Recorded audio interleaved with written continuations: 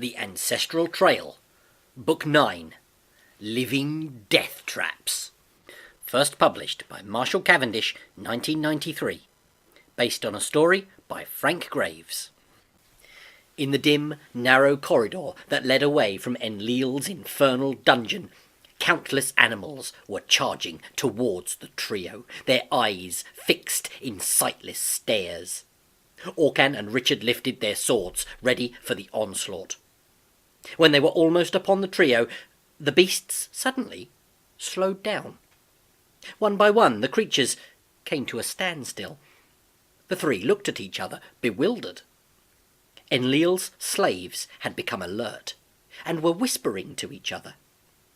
Then, coming from the back, a heavy-set wildebeest shouldered his way through the crowd and padded over to stand before Richard. "Greetings," he said in a deep rumble. "I am Brune, leader of the common beasts." He held out a mail shirt made of fine, meshed silver link. When the wildebeest slipped the metal vest over Richard's head, Richard was too surprised to move. "This mail shirt is for you," the wildebeest said. "It is made of a metal that can withstand all weapons. It is a small reward for our freedom. The Evil One's amulet that Enlil wore around his neck was the key to his power. When it was destroyed, the spell we were under was destroyed too." Richard looked down. The gleaming chainmail hung light and supple over his tunic. He thanked Brune, then told him about his adventures so far. "Golan is waiting for all the survivors in the Ancestral City," Richard said finally. "Jarut is already on his way back with some of his bird forces." "We'd better get moving then," Brune said. Together, the trio and Brune and the beasts marched to the dungeon's entrance. When they got there, they found that the dogs too had returned to normal. As Orcan cut through their collars, Brune gave the trio a rough salute. "Good luck with your quest. We'll meet again in the Ancestral City."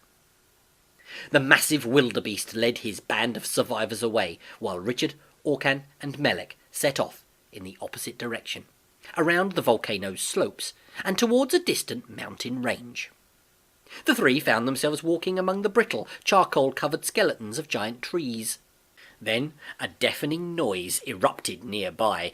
The clash of shields, the fierce yells, and the bark of shouted orders were sounds they knew too well. The three found themselves on the outskirts of a ferocious battle. Khazards had formed a tight metal box with their shields and were making vigorous inroads into a swarm of aggressive Grapfrits. A spiky winged ball disappeared under a shield, and seconds later a bellow of agony echoed out, and the shield's owner tore away from the shelter of the box. A Grapfrit had latched onto a Khazard's cheek.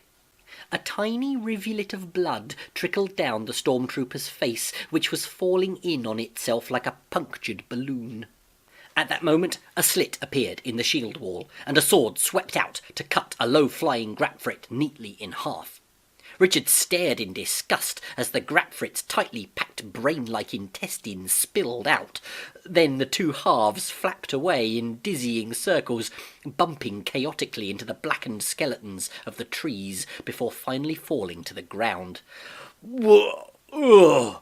Richard gulped as a reek of nausea rose in his throat. "Look!" Orcan cried, pointing at some suits of armour on the ground near the Khazards. Crumpled bags of warty skin still protruded from the neck openings of the armour, topped by lifeless tufts of short hair. "The Grapfrits have sucked out every drop of their blood," Orcan murmured between clenched teeth. "Then we're mad to even be here," Richard said. "Let's go." The three backed away from the battle. As they marched on, they noticed that bronze-tinted shoots were pushing up amid the charred stumps, and giant leathery plants rose among the dead wood. Richard's throat tightened as he took a second look. Thick, curly tentacles unfurled from the bottom of each plant, and tall-necked, fleshy, pitcher-shaped flowers rimmed with saw-like teeth reared up towards the sky. Their delicate amber colouring was veined with dark rust, and from their bases sprouted little tendrils, each ending in a miniature version of the parent growth. There were signs of combat amid the strange plants. Here a set of scaly claws hung limply between the jagged edges of one plant, and there the dark wing of a bat had been reduced to brittle bone and papery skin. Orcan pointed to a large flower that sprawled nearby. A cozard helmet and breastplate lay in a pool of gummy soup, which brimmed over the flattened jug at the centre of the flower. Inside, writhing feelers fingered a browning mass that spilled out of the rusting armour. "This plant looks almost alive," Richard whispered. Just then, an odd little animal, covered in spotted fur, scuttled into view and stopped by one of the plants. Its saucer-like eyes darted nervously from side to side, and its pointy triangular ears trembled with anxiety. It sniffed the breeze cautiously. Richard glanced at Orcan, who shook his head and murmured, "Well, it's too nervous to be in league with the evil one." The little beast leapt up and perched precariously on the edge of a wide flower. The animal tipped forward and extended its neck as if to drink. The plant's side suddenly quivered into life, and the saw-like teeth started to close, sending the creature's body into the flower. Before his two companions could stop him, Melek sprang forward and hurried over to the plant. Orcan shrugged as the dwarf seized the creature's stiffening hind legs and hauled. The plant's grip was strong. Melek gave another tug, and then he leaned over the closing jaws of the flower. Richard raced towards the dwarf. "Melek, come away from the plant," he shouted. "It's some kind of trap, and it's closing up." But his warning was too late. The plant was heaving and contracting as Richard reached it, and Melek's upper body had slipped into the flower's bowl. First there was silence, then feeble wails of distress rose from inside the plant. The scribe's short legs were thrashing the air, caught between the closed jaws of the swelling flower. In his mind's eye, Richard pictured the feelers going to work. "Orcan, quick!" Richard called. "We've got to get him out. I think these plants live on flesh. They're just like enormous Venus flytraps." As Orcan circled round the plant, trying to find a weak spot, Richard grabbed Melek's legs and pulled for dear life. As the plant rocked, he felt his head swim. His lids dropped over his eyes, and his mouth opened in a wide yawn. The plants, they give off some kind of sleep fumes," he said, reeling back. So he drew his dagger and turned to Orcan. "I think we should try slicing it open with our swords," Richard said. They both jabbed at the plant's mouth, but their blades just bounced off its resilient hide. "What about burning it open?" Richard suggested after a moment's thought. "Good idea," Orcan shot back. "You gather some dried leaves or twigs." While Richard scrabbled round for the tinder, Orcan found himself a flat stone and quickly dug a channel below the plant's undergrowth of tendrils. Then he put some stones in the small trench. "Bring me the tinder," Orcan called. As Orcan crushed the leaves and twigs into a cone shape over the stones, Richard saw that Melek's legs had sunk even further into the plant. Only his feet were now visible. His feeble cries could barely be heard through the thick fleshy walls of the giant flower. "Let's light the fire," Orcan said. He looked around and picked up a sharp piece of glass-like stone. "This should be hard enough," he said. He drew his sword from its sheath and thrust the point into the ground next to the tinder. Then he struck the back of the blade with the piece of stone. A shower of tiny sparks flew out, and the twigs crackled into life. The plant's brittle tendrils shriveled as small flames licked at them. They caught easily. Soon the tentacles were aflame, and the flower's jaws flipped open. Richard leapt up and dragged Melek out to safety. The dwarf coughed and spluttered while they stared aghast at his face. It was a mass of red wheals from where the devouring feelers had licked and sucked at his skin. The Book of Prophecies was sodden with stomach acid, that evaporated into the air in thin, smoky fumes. "Are you okay?" Richard asked Melek. I don't know," the dwarf replied. I feel very sleepy, and my face hurts." "Well, you better sit here and have a rest," Richard said. Then he and Orcan looked inside the burning plant. A ragged, grey-green bundle was thrashing weakly in a murky broth of stripped bones and half-digested feathers. "It's almost dead," Orcan said. Richard's goodness shone through. He thrust his hands into the liquid and scooped out the bundle before laying it gently on the ground. Richard winced and shook drops of burning acid juices off of his hands. Already blisters were appearing on his skin, and Richard tried to ignore the pain. The trembling creature turned pained eyes up at Richard, then at the plant behind him. It stiffened in terror.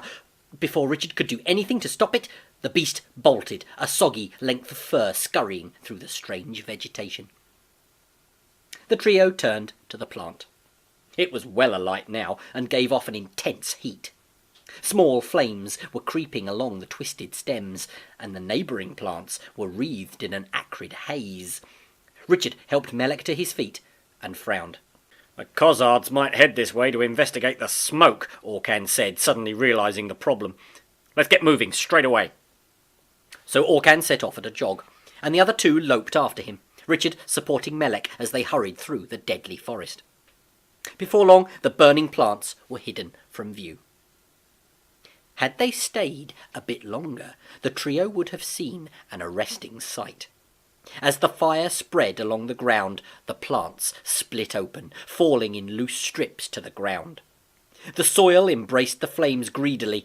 Soon the earth itself was alight, and little rivulets of fire were creeping in all directions. The flames reached the base of 5 separate plants at exactly the same time. "What was that?" Richard asked. The whoomph of a sudden ignition had been loud enough to reach their ears, even though they were a good distance away. Turning, they saw an oily pall of smoke rise into the air. At the same time, their nostrils were assailed by a smell of burning leaves, overlaid with sickening fumes. A second explosion boomed out. "It's the plants!" Richard shouted. "They're exploding! Run!" Without hesitation, Orcan and Melek obeyed Richard's command, dodging after him as he sped along. Further detonations rumbled through the air like a muffled drum roll. Lurid plants flashed by on either side as they made for the mountains. At that moment, a dreadful screaming reached their ears. The Cozzards had been caught by an explosion. The three heard the ferocious sizzling of a hot iron plunging into water as fire slipped greedily under the stormtroopers' suits of armour and branded the sweaty flesh beneath. A loud crackling filled the air, and a squadron of grapfrits flew over their heads.